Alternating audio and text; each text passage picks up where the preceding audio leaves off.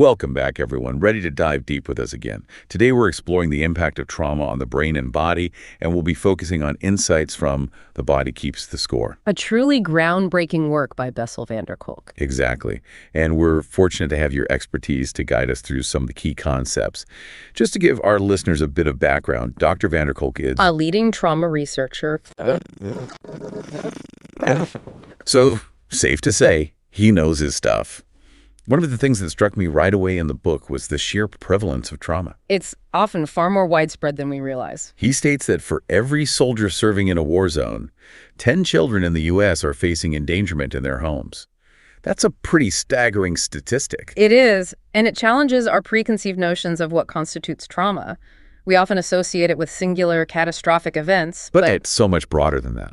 Absolutely. Trauma encompasses a wide spectrum of experiences, including abuse, neglect, and various forms of violence.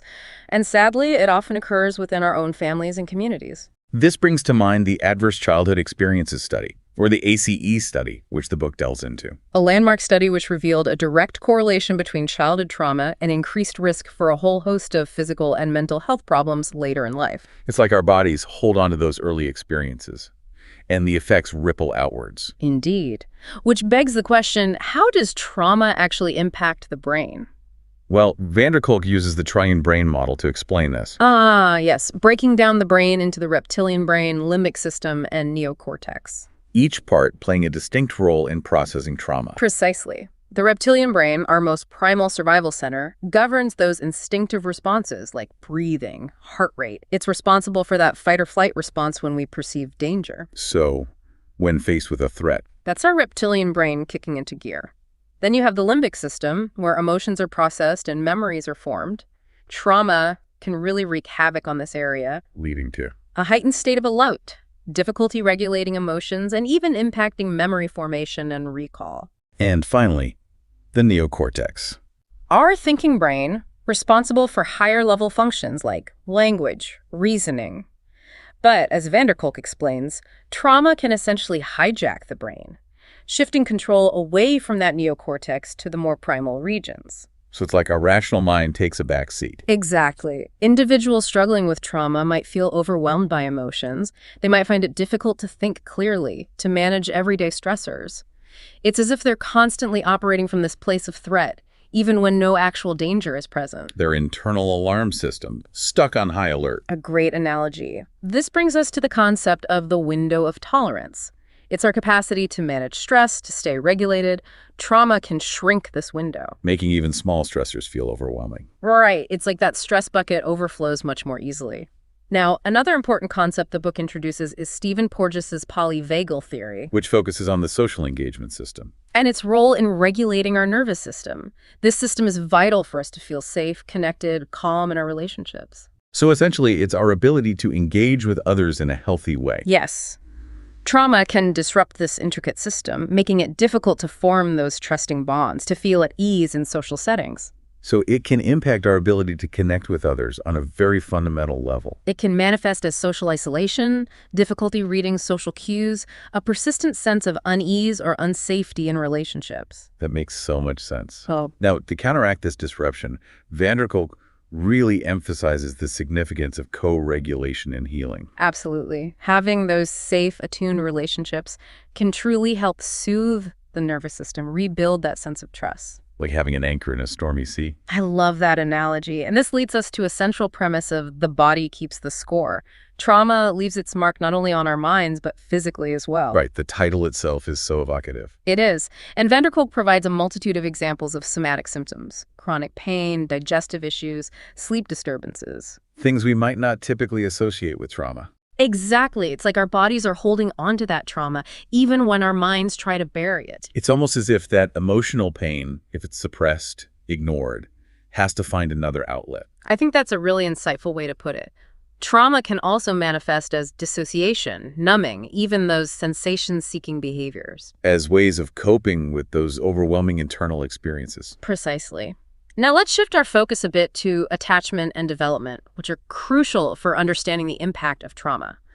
Van der Kolk draws on the work of John Bowlby and attachment theory, which highlights the profound importance of secure attachment for healthy emotional and social development. Bowlby's research really illuminated how early childhood experiences, particularly the quality of caregiving, shape brain development. And influence our ability to regulate emotions, form relationships, and be resilient. Exactly. Those early bonds lay the groundwork for our future well-being. But what happens when those early experiences are marred by trauma? That's where things can go awry. Yes. Kolk discusses the concept of disorganized attachment, often a consequence of trauma or inconsistent caregiving. Which can then lead to Difficulties trusting others, regulating emotions, forming those stable, healthy relationships.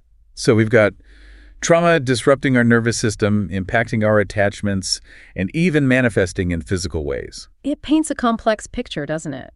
But I assure you, there's also a great deal of hope woven throughout the book. One aspect that particularly resonated with me is Kolk's exploration of the challenges language presents when processing trauma. He explains that traumatic memories often reside not as neat narratives, but as fragmented sensations, images, feelings. Making them incredibly difficult to access, to put into words. Especially when dealing with pre-verbal trauma that occurred before we had the language to even make sense of it. This really highlights the limitations of traditional talk therapy. Which, while valuable for many, might not be sufficient for processing trauma, especially for individuals who struggle to articulate those experiences. Kolk actually encourages exploring alternative routes to communicate and process trauma. Such as art, music, movement, body-based therapies, things that tap into those nonverbal realms where trauma often lives. Providing a safe space to express those emotions, those feelings that are so hard to put into words. And connecting with the body's own innate capacity for healing. Now, shifting gears a bit to the path toward recovery, one of the things Kolk emphasizes is that healing from trauma isn't a solitary pursuit. Absolutely not. It happens in relationships. There's safety, connection, co-regulation are key. Therapists, support groups, community resources, they all play a vital role. Providing that supportive environment to facilitate recovery. It's like weaving a safety net, helping individuals feel seen, heard, and supported as they embark on that often difficult journey. And within that journey, self-compassion is so important, wouldn't you say? Absolutely critical.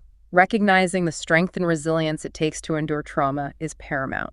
It's about breaking free from self-blame and shame, which so often accompany these experiences. Now, I know Kolk explores a range of innovative approaches to trauma treatment. He does, including EMDR, neurofeedback, psychomotor therapy, to name a few. EMDR, or eye movement desensitization and reprocessing, has shown a lot of promise in helping individuals process traumatic memories. And in reducing those often debilitating symptoms, It involves bilateral stimulation such as eye movements while recalling the trauma. Which seems to facilitate the brain's natural healing mechanisms. Right. And then you have neurofeedback, which focuses on training brainwave activity. With the aim of enhancing self-regulation, emotional control.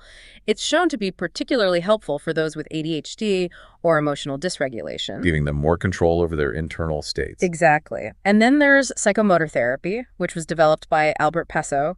It utilizes a combination of movement, role-playing, creative expression to access and work with the different parts of the self impacted by trauma. It's a very experiential approach. It is, helping individuals reconnect with their bodies, rewrite those painful narratives, foster a sense of agency.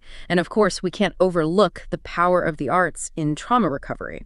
Kolk dedicates a whole chapter to that, doesn't he? He does, exploring the transformative potential of expressive arts therapies, things like music, theater, dance. They provide this unique avenue for connecting with emotions, nurturing healing, reclaiming that sense of self. Right. It's like the arts create this bridge between the nonverbal realm of trauma and the world of expression, of meaning-making. He highlights the work of programs like Theater of War, which uses ancient Greek plays. To help veterans process trauma. Veterans and communities, actually, processing collective trauma. What's so powerful about these programs is that they provide this shared experience, fostering connection and diminishing that sense of isolation that often accompanies trauma. A safe container for exploring difficult emotions, for finding resonance with others who've endured similar experiences. And beyond individual healing, the body keeps the score, really underscores the importance of creating what he calls trauma-informed communities. Environments that are sensitive to the prevalence of trauma and its impact. And that provide support for those who've been affected. This calls for education and training across the board, doesn't it? It does. Schools, healthcare systems, social services. It's about moving away from that culture of blame and shame towards a culture of empathy and support. Imagine a world where educators understand the effects of trauma on learning, where physicians recognize the link between physical symptoms and past experiences, where communities provide those safe havens for healing and connection. It really requires a paradigm shift in our approach to mental health, acknowledging that trauma is a public health crisis that requires a collective response. Which leads us to a crucial question. How do we turn this knowledge into action? What steps can we take as individuals and as a society to create a more trauma-informed world? The book offers a wealth of practical guidance, encouraging readers to explore those various therapeutic approaches, to engage in practices that nurture self-regulation and connection, and to advocate for systemic change. But beyond specific techniques, I think the most powerful message is one of hope. Right. Kolk reminds us that while trauma leaves its mark, it doesn't have to define us. Exactly. Healing is possible. There are many paths to recovery, and the human capacity for resilience is truly astounding. We can reclaim our lives, rewrite our narratives, and discover meaning and purpose even in the aftermath of adversity. As we wrap up our exploration of The Body Keeps the Score, are there any key takeaways that particularly resonated with you? Well, one of the most profound realizations for me was that trauma isn't just a psychological issue, it's biological. It affects our nervous system, our hormones, brain structure, even our immune system. It really highlights the need for a more holistic approach to healing. We can't just talk our way out of trauma. We need to engage the body as well. Absolutely. And another takeaway that stood out to me was the profound impact of those early childhood experiences on brain development and our capacity for emotional regulation, relationships. Secure attachment lays the foundation for resilience, but trauma can really derail that process. It can, leading to a whole host of challenges later on. This really underscores the importance of providing safe and nurturing environments for children, especially those who've experienced adversity. Early intervention and prevention are key. Absolutely. Now, I know we touched on this earlier, but Kolk's emphasis on the limitations of language when it comes to processing trauma was a big one for me. It's a critical point. Traumatic memories, they often reside as these fragmented sensations, images. They're not always easy to put into words. Which is why he advocates for therapeutic approaches that go beyond just talk therapy. Incorporating things like art, music, movement, body-based practices, giving people alternative ways to access and express their experiences. To tap into that nonverbal realm where trauma often lives. Exactly. And then, of course, there's the power of co-regulation. Which we discussed earlier. Right. Healing happens in relationships, in those safe, supportive connections where we feel seen, heard, understood. It's like building a web of support to help individuals feel connected, grounded as they navigate the often choppy waters of healing. A powerful image. Now, Kolk also challenges us to move beyond focusing solely on individual pathology. And to create more trauma-informed communities. Yes. Educating ourselves about the prevalence of trauma, advocating for systemic change, creating those environments that foster safety, connection, support. It's a shift from blame and judgment to understanding and empathy. Recognizing that trauma is a collective issue that demands a collective response. Despite the immense challenges, the book leaves us with a sense of hope.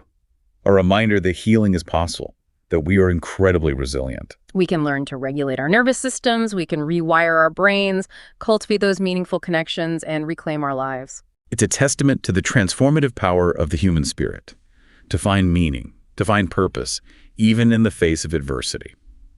Now, before we wrap up completely, I thought it might be helpful to distill some of the key takeaways from The Body Keeps the Score. Would you be up for that? Sure, I think that's a great idea. How about we aim for 10 key takeaways? 10 sounds perfect. What are your thoughts? Okay, so first and foremost, trauma is pervasive. It's far more common than we realize, and it goes beyond just those big catastrophic events. It really does. What else comes to mind? Well, the book's title itself is a major takeaway. The body keeps the score. Trauma affects not only the mind, but also the body. It can manifest in physical symptoms, health problems. Right, it's all interconnected. It is. And then there's the triune brain model, which helps us understand how trauma impacts our responses, behaviors, the interplay between the reptilian brain, limbic system, neocortex. The reptilian brain being that primal survival center. Exactly. And another important point, early experiences matter. Secure attachment in childhood is crucial for resilience, while trauma can disrupt this process and lead to challenges later in life. We also can't forget the polyvagal theory.